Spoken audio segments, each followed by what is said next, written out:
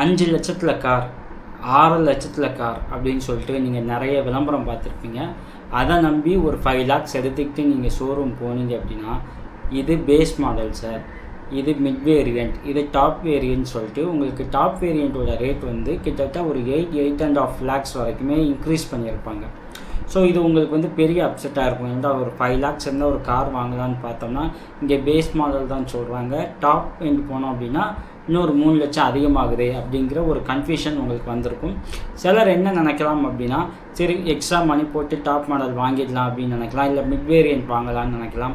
இன்னும் சிலர் நம்ம பேஸ் மாடல் வாங்கி ஏன் வெளியில் கொடுத்து அப்டேட் பண்ணிக்கக்கூடாது அப்படின்னு நினைக்கிறோம். ஸோ இப்படி பல விஷயங்கள், பல சந்தேகங்கள் நிறைய பேருக்கு இருக்குது. இந்த டவுட்ஸ்க்கான ஆன்சர் தான் இந்த வீடியோவில் இருக்குது. ஸோ பேஸ் மாடல் வாங்கலாமா, இல்லை மிட் வாங்கலாமா, இல்லை டாப் வாங்கலாமா, எது பெஸ்ட் அப்படிங்கிறத கம்ப்ளீட்டாக டீட்டெயில்டாக இந்த வீடியோவில் பார்க்க போகிறோம். வெல்கம் டு அன்கா ஸ்பீட். நான் உங்கள் MSP.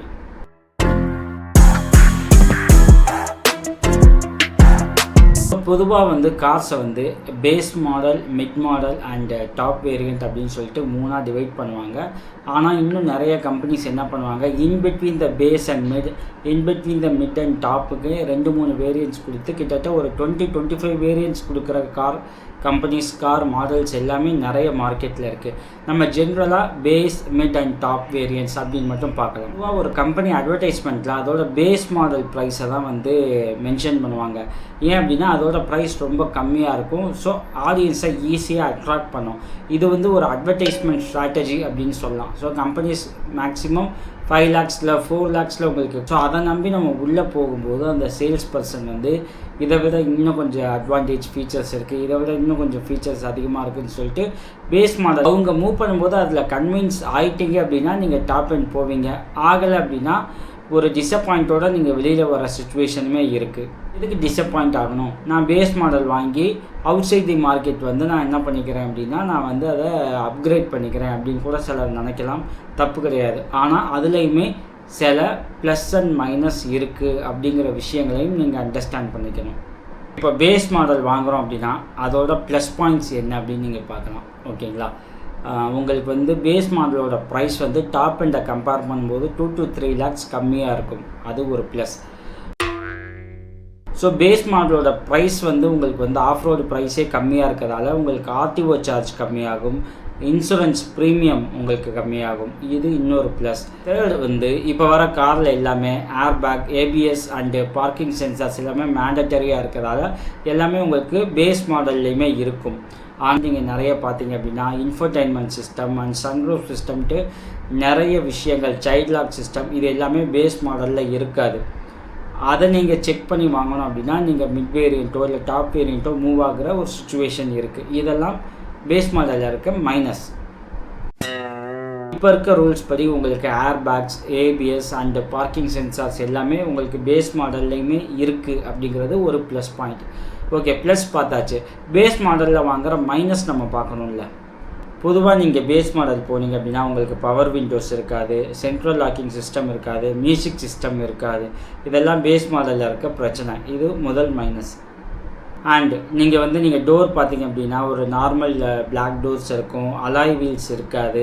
And second hand resale value வந்து பேஸ் மாடலுக்கு ரொம்ப கம்மி அப்படிங்கிறதெல்லாம் பேஸ் மாடலில் இருக்க மைனஸ் அப்படிங்கிறதையும் நீங்கள் புரிஞ்சுக்கணும். ஸோ மைனஸ் இருந்தால் என்னங்க, நான் வெளியில் போய் நான் மாடிஃபை பண்ணிக்கிறேன், நான் ஒரு வந்து நல்ல மியூசிக் சிஸ்டம் வாங்கி நான் வந்து இன்ஸ்டால் பண்ணிக்கிறேன், பவர் விண்டோஸாக மாற்றிக்கிறேன், சன்ரூஃப் தேவைன்னா சன்ரூஃப் போட்டுக்கிறேன், இப்படி நீங்கள் யோசிக்கலாம். அதெல்லாம் உண்மையிலேயே பாசிபிளா அப்படிங்கிறதையும் நீங்கள் பார்க்கணும். இப்போ பேஸ் மாடலை கொண்டு வந்து நீங்கள் மார்க்கெட்டில் ஆல்டர் பண்ணுறீங்க அப்படின்னா அதுக்கும் ப்ளஸ் அண்ட் மைனஸ் இருக்கும்ல. அது என்னன்னு இப்போ ஒன்று ஒன்றா சொல்கிறேன், நல்லா கவனமாக கேளுங்க. நீங்கள் மார்க்கெட்டில் கம்பெனி வந்து கலெக்ட் பண்ணுற பணத்தை விட கம்மியான காஸ்ட்டில் நீங்கள் ஒரு மியூசிக் சிஸ்டம் தாராளமாக ஃபிட் பண்ணலாம். அது ஒரு ப்ளஸ். ஆனால் அது தரமாக இருக்கா, அதுக்கு வாரண்டி கேரண்டி இருக்கா அப்படின்னு நீங்கள் செக் பண்ணி பார்த்தீங்கன்னா இருக்காது. அது ஒரு மைனஸ். ரெண்டாவது, மியூசிக் சிஸ்டத்தில் உங்களுக்கு பிடிச்ச கம்பெனியோட ஸ்பீக்கர்ஸ் வாங்கி போடலாம், ஆண்ட்ராய்டு நீங்கள் வாங்கி தாராளமாக கனெக்ட் பண்ணலாம். ஆனால் இதெல்லாம் நீங்கள் கனெக்ட் பண்ணும்போது காரோட ஒயரிங்கில் டெஃபினட்டாக கை வைப்பீங்க. அப்படி கை வச்சிங்க அப்படின்னா நீங்கள் இனிஷியலாக கார் வாங்கும்போது ஒரு இன்சூரன்ஸ் பண்ணியிருப்பீங்க பார்த்தீங்களா, அந்த இன்சூரன்ஸை ஏதாவது இஷ்யூ ஆச்சு அப்படின்னா காருக்கு நீங்கள் கிளைம் பண்ண முடியாது அப்படிங்கிறத முக்கியமாக நீங்கள் நோட் பண்ணிக்கணும். ஏன்னா நீங்கள் வாங்கின காரில் வெளியில் மார்க்கெட்டில் போய் நீங்கள் எதுவும் மாடிஃபை பண்ணியிருக்கீங்க அப்படின்னா உங்களுக்கு இன்சூரன்ஸை கிளைம் பண்ணுறதுல பல டிஃபிகல்ட்டிஸ் இருக்குது. மேக்ஸிமம் அது ரிஜெக்ட் ஆக தான் வாய்ப்பு அதிகம். அகைன் சேம், நீங்கள் பேஸ் மாடலை வாங்கி டாப் எண்டில் கொடுத்துருக்கிறத விட பெட்டராக நீங்கள் மாடிஃபை பண்ண முடியும். ஆனால் அதுக்கு டெஃபினட்டாக நீங்கள் டிஃபால்ட்டாக இருக்க சிஸ்டமில் கை வைக்க வேண்டிய சுச்சுவேஷன் வரும். அப்படி வச்சிங்க அப்படின்னாலே இன்சூரன்ஸ் கிளைம் ஆகாது, மேக்ஸிமம் ஆகாது. எனக்கு வாரண்ட்டி கேரண்டி ரொம்ப முக்கியங்க. நான் வெளி சைட்லாம் எதுவும் பண்ண மாட்டேன். எனக்கு கார் கம்பெனிஸ் என்ன ஃபீச்சர்ஸ் கொடுக்குதோ அதை நான் ப்ராப்பராக மெயின்டைன் பண்ணுவேன். ஏதாவது இஷ்யூ ஆச்சு அப்படின்னா எனக்கு இன்சூரன்ஸ் கிளைம் ஆகணும் அப்படின்னா எல்லாம் யோசிச்சிங்க அப்படின்னா நீங்கள் யோசிக்காமல் டாப் எண்ட் போயிடுங்க. இல்லை பேஸ் மாடலே வாங்கினாலும் வேறு எந்த சேஞ்சும் பண்ணாதீங்க. எனக்கு கார் இன்ஜின் சூப்பராக இருக்குது, கார் ஓட்ட ட்ரைவாக இருக்குது, சேஃப்டி நல்லா இருக்குது, எனக்கு மியூசிக் சிஸ்டம், பவர் விண்டோஸ் இந்த மாதிரியான அக்சசரிஸில் பெருசாக உடன்பாடு இல்லை, அது எனக்கு அவசியமும் இல்லை அப்படின்னு நீங்கள் நினச்சிங்க அப்படின்னா தாராளமாக நீங்கள் பேஸ் மாடல் வாங்கலாம். இதுலேயும் நான் ஒரு சின்ன ஹிண்ட் கொடுக்கணும் அப்படின்னா, நீங்கள் பேஸ் மாடல் வாங்கிட்டீங்க அப்படின்னா குறைந்தபட்சம் சீட் கவரும் சென்ட்ரல் லாக்கிங் சிஸ்டமும் கம்பெனிலேயே நீங்கள் மாற்றிடுங்க. அவுட் சைடு மார்க்கெட் வேண்டாம் அப்படின்னு நான் சஜஸ்ட் பண்ணுவேன். கார் ஒரு அத்தியாவசிய தேவை அப்படின்னு நினைக்கிறவங்க தாராளமாக பேஸ் மாடல் போகலாம்.